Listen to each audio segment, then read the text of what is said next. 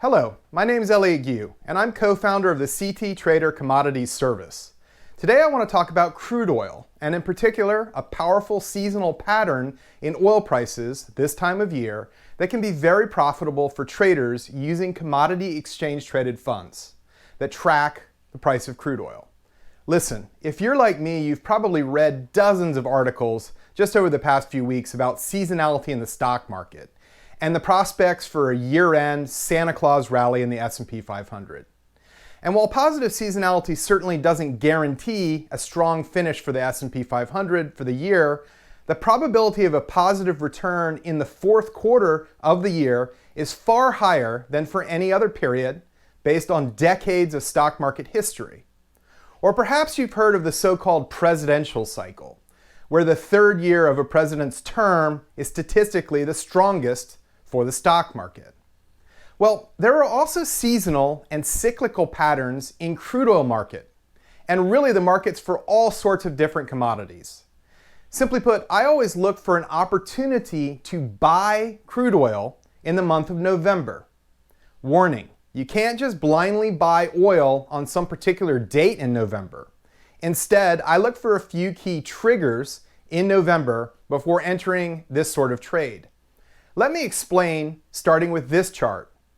Now this chart shows West Texas Intermediate crude oils, that's WTI, the average price change for every month of the year over 3 different time periods: the past decade, the last 20 years, and the last 30 years. Now regardless of which time frame you'd care to examine, November is a consistently weak month for oil prices. In fact, it's actually the weakest month of the year for WTI oil over every one of these holding periods on this chart. Also note that there are 2 main periods of seasonal strength: December through February and April through June. Now, when I see a seasonal pattern like this, I also like to consider whether there's any fundamental logic to it, or if it could just be meaningless noise and volatility. In this case, the seasonal pattern in oil does make some fundamental sense when you consider that U.S. oil inventories tend to fall from around late April through September as refiners draw down their stocks to make gasoline for the summer driving season. So take a look at this. This chart is based on the weekly inventory data released by the Energy Information Administration, or EIA, which is part of the Department of Energy. Each week, they report how much oil is held in inventory, that's storage, in the U.S., both in commercial inventories as well as government-owned stocks in the Strategic Petroleum Reserve, or SPR. More about that in a moment. The data I'm showing you here is commercial oil inventories, which excludes oil held in the SPR. Now what I've done here is to average oil inventories for each week of the year over the last 8 years. This is reported oil inventories for each week in millions of barrels from the year 2015 through last year, through 2022 inclusive. I'm using the corresponding weekly dates from this year, 2023, on the horizontal axis here to give you an idea of where we are on this roadmap. So let me walk you through the seasonal pattern in brief. Generally speaking, refiners seek to build their inventories of oil through the first 4 months of the year, from about early January through late April. This is really due to 2 factors. First, demand for oil is highest in the US in the summer months because summer driving season, and it's lower in the winter and through the spring, so you often see refiners using this temporary lull in demand to perform maintenance work on their facilities. When refiners aren't pushing oil through their facilities, they're using less crude, making it easier to build stockpiles, inventories. Also, as I said, summer driving season is a period of peak demand for oil to produce gasoline, and most refineries are going to be working flat out over the summer, running their facilities at close to full capacity, just to meet demand. So they seek to build up raw material, which is crude oil feedstock inventories, ahead of this period of peak demand. And that brings us to this. Now, as you might expect, refiners draw down their inventories of oil starting around the end of April through to the second half of September. This is because of the same peak demand summer driving season when refineries are utilizing most of their capacity to produce gasoline. By late September, summer driving season is over, and demand starts to fall again seasonally, so refiners once again use this as a time to perform maintenance work. Also, they use this as a time to retune their facilities to produce winter blend gasoline rather than summer blend gasoline. There is some wintertime pop in demand due in part to heating oil demand in parts of the US, notably the Northeast, New England. And you can see that here in this inventory chart. The build in inventories around the fall, shoulder season for demand and refinery maintenance. Usually autumn inventories peak around mid-November and then see a modest draw through year-end due to that winter fuels demand I just outlined. Thus, it's all plausible. The April through June seasonal strength in oil represents enthusiasm for the upcoming summer driving season, as inventories start to draw down. Similarly, autumn is a period of weaker demand for crude. It's a shoulder season after driving season and before that winter heating season. So US commercial inventories of crude do tend to rise from late September into November as refineries perform maintenance on their facilities and gear up for, again, winter fuels demand.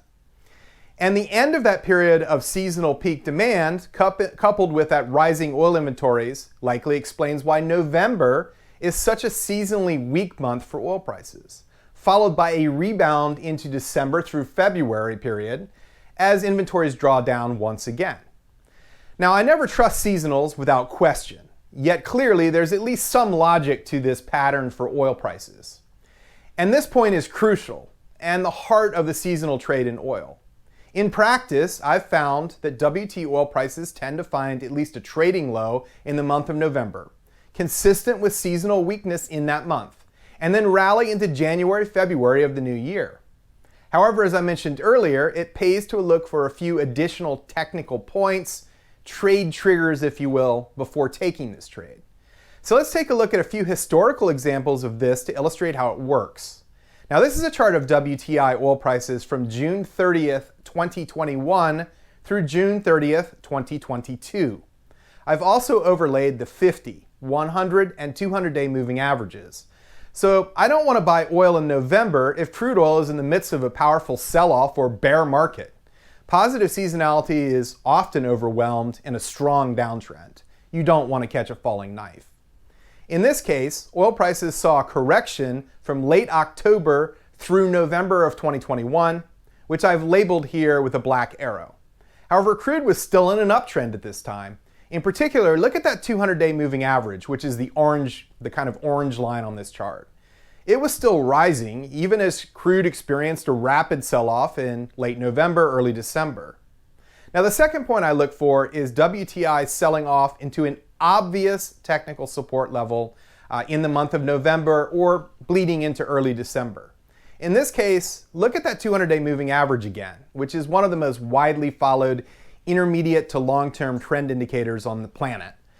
This is an obvious support level for crude oil, and oil sold off to around that marker in late November. Now, one point to note is that with oil, like really the S&P, you'll often see a short-term break to the downside, or even a few daily closes below the 200-day, followed by a sharp reversal back to the upside. Now, sometimes this is called a bear trap because the minor break of support prompts some bears, people who are looking for further downside in prices, to conclude that it's time to short oil and position for those lower prices. Only problem is, of course, that it often reverses in the opposite direction after a modest break of support, which traps the bears, hence the term. So the 200-day simple moving average should not be considered an exact number or a precise line on the chart. Think of it as a support zone, not a level, where you should look for crude oil to find a low and at least bounce. In this case, oil broke below the 200-day moving average for a few days in late November 2021 and in early December, and then for one daily close later in the month of December. However, these breaks were not of magnitude or duration to suggest a major change in trend for oil. They were within the support zone, if you will. One more factor to watch. Now look at this chart. This is an overbought, oversold indicator where readings above 70 indicate a market that's overbought, and vulnerable to profit taking. Readings under 30 indicate an oversold market that could be due for at least a short-term bounce. Now, I've plotted this indicator called the Relative Strength Index over the same time periods. That's June 30th, 2021 through June 30th, 2022. The same time period as the chart of oil I just showed you. An ideal setup for oil is to be oversold or close to oversold and into major technical support in the month of November or early December. Now, the 2021-2022 experience ticked all these boxes. You can see that oil did fall into that oversold zone here on November 26th of 2021. Of course, in this case, alongside seasonal trade in oil worked out well. Oil soared to about $90 by late January of 2022 and then jumped to over $130 a barrel in the immediate aftermath of the Russian invasion of Ukraine. Now here's a second example. Oil was in a bear market generally from late 2014 through early 2020. However, there were tradable rallies over this period. In this case, oil found a temporary low in August 2016 and began to rally into October. Now you can see that by late October, the 200-day moving average was rising, indicating oil was not in a powerful downtrend. Now the November sell-off in crude oil took oil right into support at that rising 200-day moving average. So let's flip over quickly and look at RSI, that same indicator I showed you a moment ago, for this period. So in this case, we didn't quite get to an oversold reading here below 30 on a closing basis. However, RSI approached an oversold level on an intraday basis. Now this isn't an exact science. The way I look at it is that near oversold level coupled with that sell-off into support at the rising 200-day moving average was bullish, at least short term. Now oil did rally about 20 to 25% from mid-November to January of 2017 before the primary bear market in crude resumed later on in 2017. Now let's take a look at the current setup in WTI. As you can see, oil prices are down sharply since late September, from the mid-90s to the mid-70s a barrel. Yet crude oil is only just below support at the 200-day moving average right now. There's also an additional support layer here around sort of 74, 75, which marks the top of the May through June trading range for oil. Now I've drawn and labeled that support here on the chart with a black line. The 200-day moving average, again the orange line on this chart, it's pretty much flat as a pancake, though above its September lows. That suggests oil isn't in a powerful downtrend right now. Again, let's flip over and look at that 14-day RSI again for oil. Now look at this chart and you'll see that oil reached very overbought levels in September. I believe the RSI at the highs here around mid-September were somewhere around 77, so above that 70 indicator level that indicates an overbought market. And then oil popped back to an oversold level again, or an overbought level again in late September after a brief pullback. Now since then, crude has been working off that overbought reading. A correction that was only temporarily halted amid the Hamas terrorist attacks on Israel in October.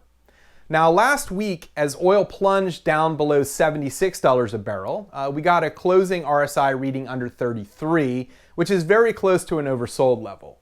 Just as crude tests those multiple key support levels I outlined. So my read on this setup is that given the normal seasonal pattern in oil that I just outlined here, we should be close to, or at least a short-term low, right, ahead of a rally into early 2024. Now I would not be at all surprised, this is a little bit of a warning, to see oil trade down again and retest that 75, that $74 to $75 a barrel level that I showed you earlier, a classic minor break of support at the 200-day. However, we're close enough to that support level that I did recommend readers, members of my CT Trader Commodities service, take a position in an ETF tracking oil just last week. Now please don't worry, I'll tell you exactly what I recommended, the symbol and everything, to readers last week here in just a moment, including my trade targets, my trading plan, if you will, for this position. Before that, however, let me just move on and discuss the fundamentals that are working in the oil market right now. Now the fundamentals, in my view, really just enhance what we're seeing from the technical setup I just outlined. Now, first, I'm not a believer in taking trades solely based on technical patterns. I want to have some sort of fundamental argument or scenario or catalyst to hang my hat on. In this case, I believe weakness in oil is overblown based on two factors.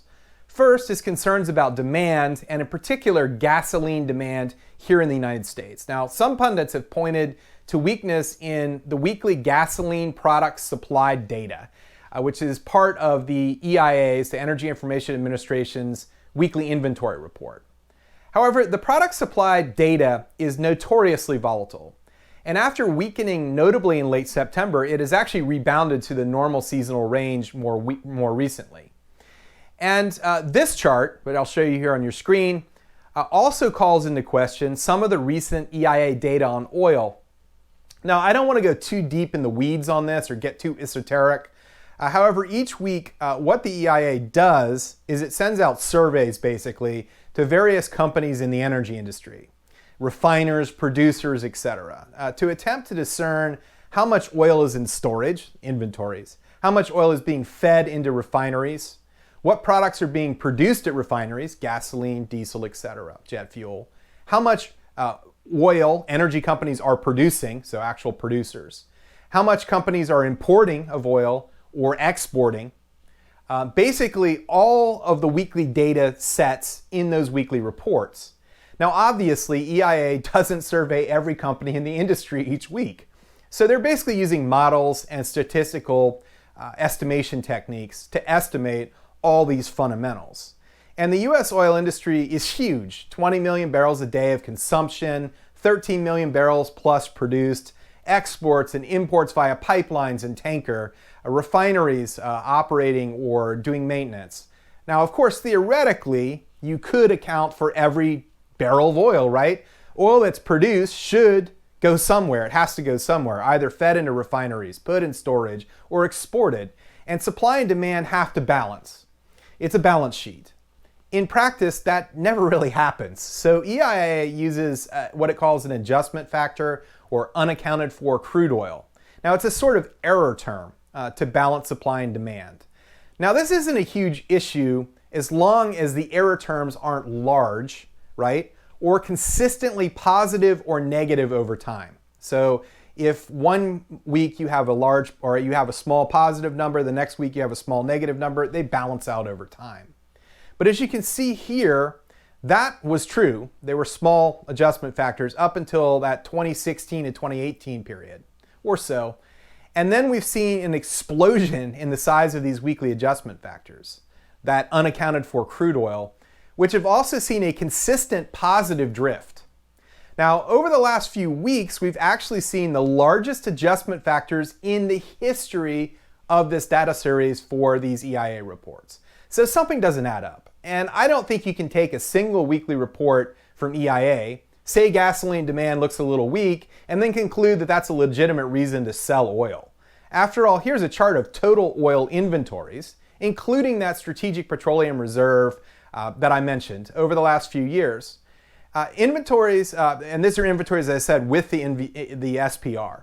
Now think about it. If oil demand were really so weak in the US, or oil supply too abundant, then why did the Biden administration release record amounts of oil from the Strategic Petroleum Reserve over the past few years? Some 287 million barrels of oil since 2021 alone. To bolster those commercial oil supply stocks, inventories, and try to keep oil and gasoline prices lower. The SPR is back to holding levels of oil we last saw in the early 1980s. Yet overall, US oil inventories continue to drain, and commercial inventories are still below the 5 and 10-year seasonal average for this time of year. Now, what's further clouding the picture here is that the EIA did not release its normal weekly inventory reports last week due to some scheduled maintenance of their data systems. Now, this particular report, this data series, is so closely watched that when the EIA skips a week, it's a bit like trying to drive down the highway with the blindfold on, right? It tends to prompt some volatility in prices and uncertainty. Now, the second point is the Hamas attacks on Israel last month in October. Now, oil popped in October based on the risk that unrest might spread to the point that it threatens exports from major oil suppliers in the region. Now, the simple truth of the matter is that despite what you may have heard from the talking heads in the media, geopolitical events rarely have a long-standing or durable impact on oil prices. Look, even direct damaging drone attacks and missile attacks on critical Saudi energy infrastructure back in the fall of 2019, now that's a real, tangible threat to global supply, direct threat, produced only a mild short-term rally on oil. So some of the weakness you're seeing in oil right now is likely just unwinding of positions taken on because of that faulty geopolitical premium trade last month. Now third, U.S. oil inventories remain tight right now, as I mentioned earlier, and OPEC continues to drain global oil inventories by maintaining production cuts at least through the end of this year. Indeed, with the next OPEC meeting scheduled for late November, I believe the Saudis may announce an extension of production cuts well into 2024 next year. Longer term, the Saudis need oil prices close to $90 a barrel or higher to balance their budget. And they're likely to be willing and able to keep a floor under oil prices near current levels rather than risking a demand-led collapse back to, say, the 60s per barrel or a prolonged glut in oil inventories as demand recedes. Now, unlike the 2014-2015 era, OPEC does not face much of a market share threat from U.S. shale, mainly because most shale producers are more focused on cash flow, free cash flow, and costs, keeping their costs down, than growing their output. Now, my general attitude towards trading commodities like oil is that a contrarian approach is best. Now, you want to buy a commodity like oil when it's oversold and into support, like it is right now. And you want to buy oil when the talking heads are worried about weak demand and ignoring the positives like low oil inventories and OPEC policy, which is very bullish right now. So the bottom line is that I think we're seeing normal seasonal weakness in crude oil, and there remain several potential upside catalysts for oil over the next month, including, first, the seasonal turn from the seasonally weakest months of the year for oil, which is November, to the strong seasonal tailwinds from December through February. The upcoming OPEC meeting late this month, where the Saudis and their allies may announce an extension of deep production cuts that will further drain global oil inventories.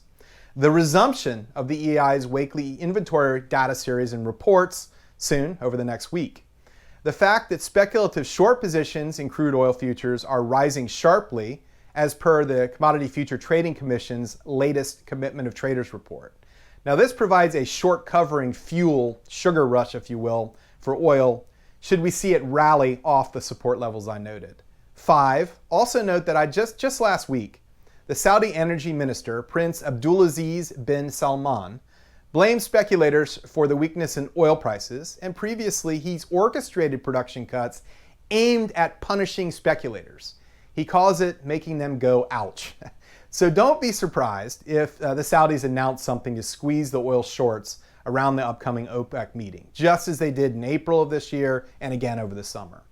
So what I recommended in CT Trader Commodities is that members purchase a 150 units are the equivalent of shares for an ETF, position in an ETF called the ProShares Ultra Bloomberg Crude Oil ETF. Now that trades under the symbol UCO.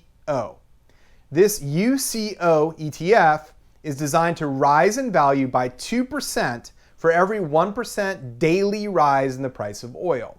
So it's a leveraged ETF that's designed to trade short to intermediate term moves in oil. It is not a good long-term investment vehicle. Now, we recommended buying 150 units of UCO under $31.50 per unit per share. So that's a trade worth somewhere around $4,500 in capital committed at current prices. Now, I need to explain that a little bit more. The model portfolio for CT Trader Commodities is based on a hypothetical $50,000 trading account. Now, I've talked to some of our readers who trade $25,000 accounts or even less tracking the service, and we just simply recommend that they have the suggested trade sizes in that case. Now, I've also spoken to several readers who trade much larger size, double or triple the amount we recommend. This position sizing is a crucial part of risk management, The only key that you have to keep in mind isn't so much the exact position size we recommend, but to scale your own position size according to the amount of capital you plan to commit to trades in the service. So if you plan to commit more money to the service than that $50,000 hypothetical, you increase the position size. If you plan to commit less, as a lot of our readers do, then you can have the position size, for example, to track the service. Now going forward, here's our basic plan for this trade in UCO. If crude oil really does break down, falling another $4 or $5 per barrel and closing near 70 bucks a barrel, now we'd likely recommend in that event cutting losses and moving on. Look, we've had a lot of success trading oil ETFs in this service. In fact, we just closed a trade in the same ETF, UCO, on October 20th for a total gain of over $1,900. However, we're certainly not always right, and not all trades work out. That's a simple matter of trading. So it's important to have an idea where we'd bail on this trade for a small loss.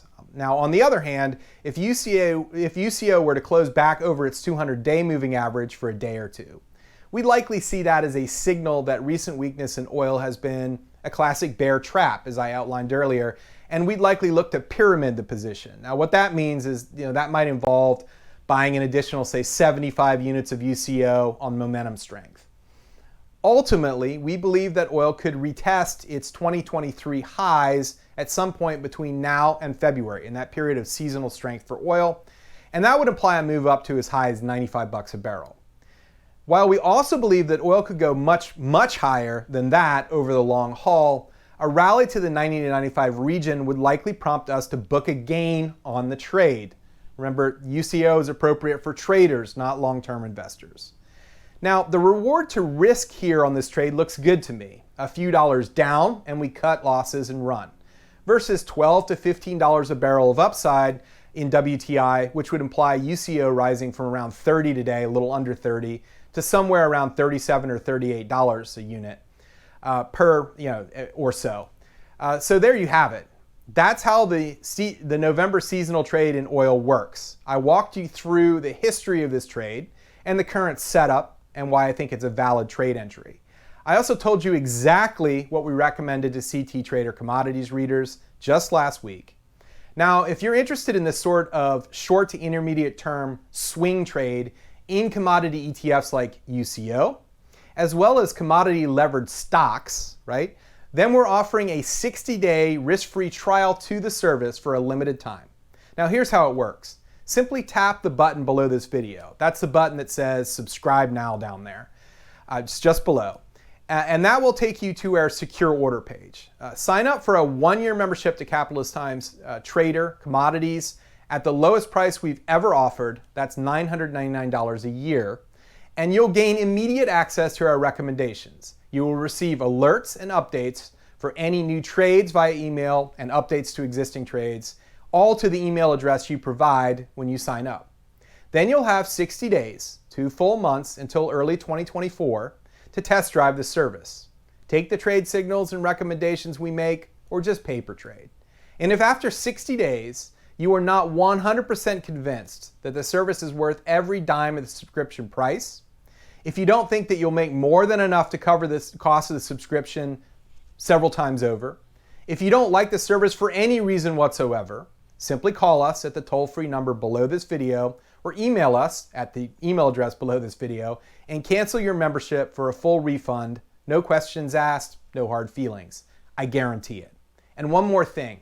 As you're probably aware, the cost of everything is going up these days, right? Inflation and labor costs, the cost of a subscription to our market data services, the cost of everything. However, should you choose to continue with your membership to CT Trader Commodities and you wish to renew your subscription in 1 year's time, we will freeze your renewal rate at $999 a year for as long as you wish to remain a member. Warning, we are raising the price of CT Trader Commodities in 2024. This is your last opportunity to lock in this current VIP renewal rate forever.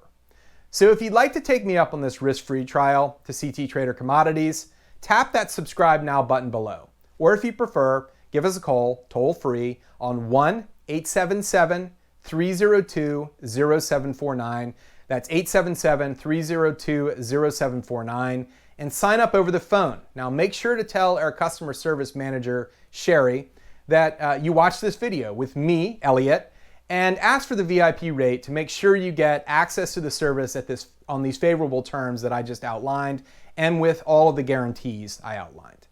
Now thanks for watching. I hope you found this presentation useful, and I look forward to welcoming some of you as new members to CT Trader Commodities here in just the next few minutes.